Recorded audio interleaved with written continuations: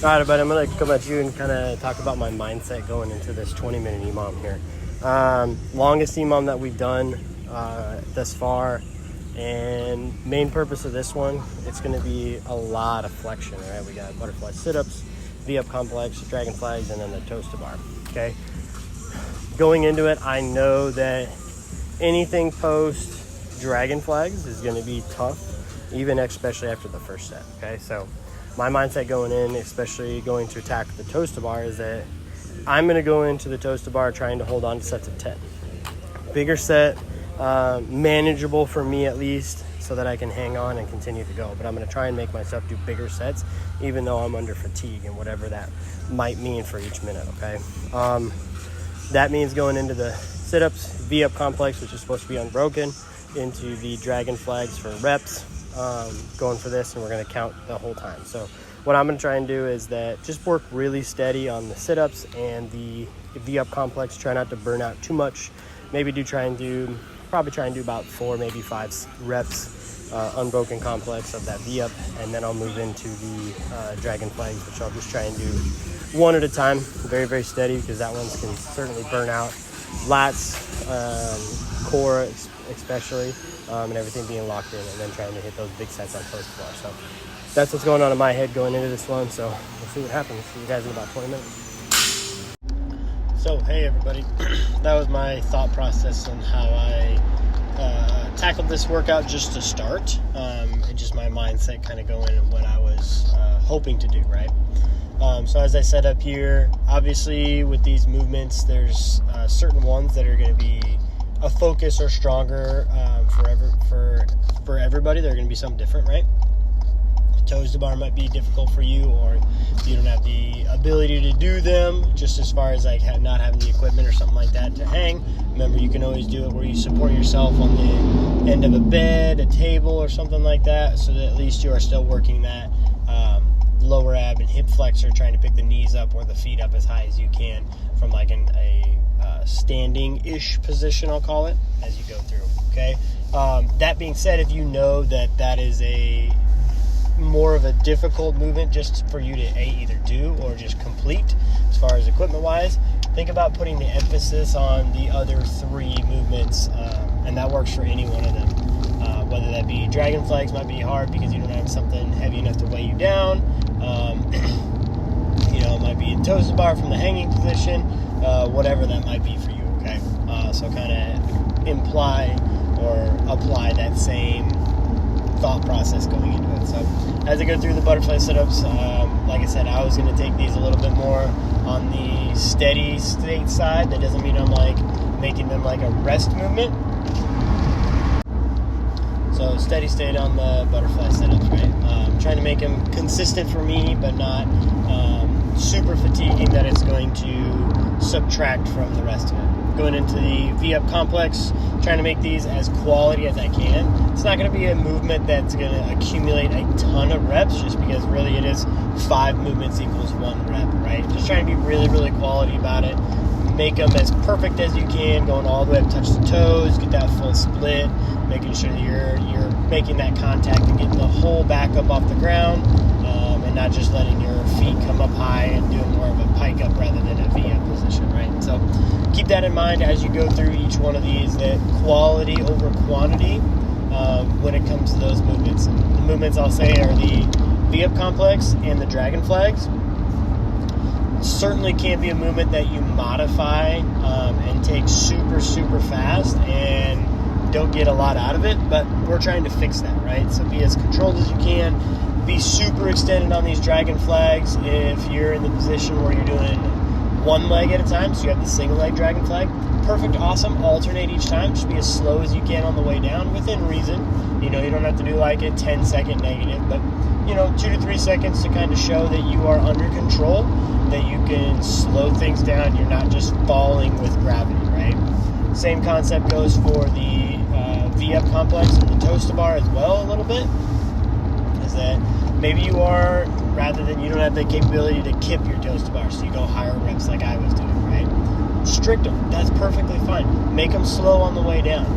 Quality will build just as much, if not honestly a little bit more, than trying to do a rep movement. And I'll say that just because, like, if you're trying to do something, you don't get up as high as you possibly can every time, but you're doing 5 times more reps, well, that doesn't necessarily just bode well. You can't just do 100 crunches and hope that, you know, your abs start to get better. We've all done that before. That's kind of why we all started when we were younger. Or someone told us, hey, why don't you just do 100 of these a day? And we burn out, things like that, okay? So be diligent about what you're doing. Police yourself. If you have questions, you know where to come talk to me. But be smart about it, right? Try and be your own coach a little bit. Decide how that specifically works for you. So as I go through my toes to bar here, like I said, I am trying to make myself do sets of 10, getting at least double digits each time, as long as time allows going through. So I may take a little bit longer rest just because I know that I'm going for 10 in between, rather than doing maybe 2 or 3 with a short little 2 to 3 second rest and go right back to it, okay? So that's how I go through my toes to bar, working that kip up through time. Making the transitions just smooth and effective. They don't necessarily have to be like, hey, sprint to this and get another rep in or 2. Make sure you're set. I am writing down my reps for every round, so that way I don't have to keep track of the math in my head. So you see I have a little bit of rest here, write down my number, and get right back to it. 2 to 3 seconds, you know, just make it fast. Try not to make it 20, 30 seconds while you are doing your next rep or movement, right? So as you go through. So that way you're efficiently planning your time, because 20 minutes is a long time. You are working for 20 minutes constantly today, under tension, under load. It's not just, hey, go do these for quality and get them done. Today it has a time component to it, right? So that's the goal. That's the purpose of this. This is what we want to do. This is what I want to do, is to challenge yourself. Your heart rate's going to get up a little bit. You start breathing hard. You know, you break a little bit of sweat as you go through. That's what we want to do. Now you are doing higher quality movements that take a lot of effort. The V-up complex and the dragonfly specifically, which are done in the middle. Now you're doing it under a pretty significant fatigue, honestly. A lot of these are going to be a mental grind just to start the next thing, especially that V-up complex. Keep your eyes on the clock. If you got 12 seconds, try and do another one, right? Don't just waste that 12, 15 seconds just to get to the next movement and get on it. Try it. Worst case scenario, you get 3 in, the clock's finished out, or you just can't get all the way to your feet or whatever. That's fine. That lets you know exactly where you're at, but you didn't give up. You still tried to do something, okay? So that's what I want you to apply to each and every round, each and every movement, because you are going to fatigue. Reps are definitely going to come down. I started with 20 toes to bar at the first round or so. That number quickly dropped down to, 17, 15, all the way down there. And I think I finished with 20 at the last round as well. And the butterfly setup specifically too, those are my, I call them active recovery, rester size, some people call them too, depending on where you're at. Movement where it just kind of, you're moving, your heart rate's still up, but you're kind of recovering with it, right? The V-up complex and the dragonfly here, that's not necessarily a movement that you can, rest with, because it takes so much time under tension to do 5 total reps with the V-up complex. It takes so much time just on the dragonflies as well to work through these. So know the movement, know what's coming up, be smart about what's going on, have an idea what you're capable of doing. And if you say, hey, I can only do 2, but you have 20 seconds left, try a third, right? You never know until you actually give it a shot, because sometimes you'll be able to do something you didn't think you could do, and then get into that next movement. Yeah, it may fatigue you for that next one. Might get 2 or 3 reps less, but you're pushing your own threshold, pushing your own walls and your limits, and that's what we're trying to do. Increase the ability of you to do more work under a certain time domain, right? Usually before, I typically don't have a clock or a time cap on anything, like the primers and stuff like that. If you're taking rests on your GHD sit-ups and stuff, that's fine. Nothing wrong with that, because that's the purpose of that. High quality reps, getting a full stretch, full engagement. But now for this one, I'm not letting you rest that long. I want you to push through it, push hard, get uncomfortable, get out of the position of I just want to sit here and wait and watch. I'm not ready to go. Give it a shot. Go for it. We're trying to add up reps for a reason. I definitely took a longer break on the toes to bar, but I knew that going in. That's my game plan. That's what I was going to do. And push through.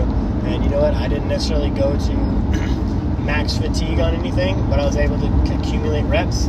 The up complex was difficult. I was still able to stay unbroken. Dragon flags are extremely difficult, right? I expect most people to modify them and it be either a single leg or even a hybrid double leg bent kind of option as you go through. But you're still getting that full extension at the top. So maybe you get both feet up and then you drop your knees down, whatever that is for you. But keep that standard. Try not to let yourself mid-workout or anything like that be like, oh, okay, I'm going to do full toes to bar or full dragon flags now, but then halfway through I'm going to switch. That's not the workout that I want today. Pick a movement, stay with it, stick to it. Even if it means you have to rest another 4 or 5 seconds to go up and go, do it. Try it. Rather than resting 2 to 3 seconds and then changing up. Because like if you're doing toes to bar, for instance, a lot of people have seen them. You know what the full movement is. At the beginning, you're getting your feet all the way up to that bar, getting contact. And then all of a sudden, halfway through, you decide, oh, I got to get my feet as high. And so I'm going to move into hanging knee raises or hanging leg raises straight out. No, keep the movement. Keep it steady. Keep it standard. And challenge yourself to stay with it through. So you guys can watch the whole thing here. About halfway through, stay with it. Keep pushing yourself. I accumulate 215 total reps at like not the required, but the recommended movement range, everything to the full standard. And it was challenging, difficult. You know, butterfly sit-ups and the toes to bar were the ones that were certainly going to add to the repetitions more than anything else. Okay, so you can accumulate a lot more reps with those going through. So if that's your goal and you want high reps, bust out those butterfly sit-ups. See if you can get 30 or so a minute, right? Just do 30 a minute and you got five rounds, that's going to be 150 total reps, right? Go for it and then try and use the other 3 movements as your active recovery rest one, but you're still moving, accumulating reps and stuff like that. That's fine. Have a good game plan going into it. That was mine. Alright, I will see you guys tomorrow.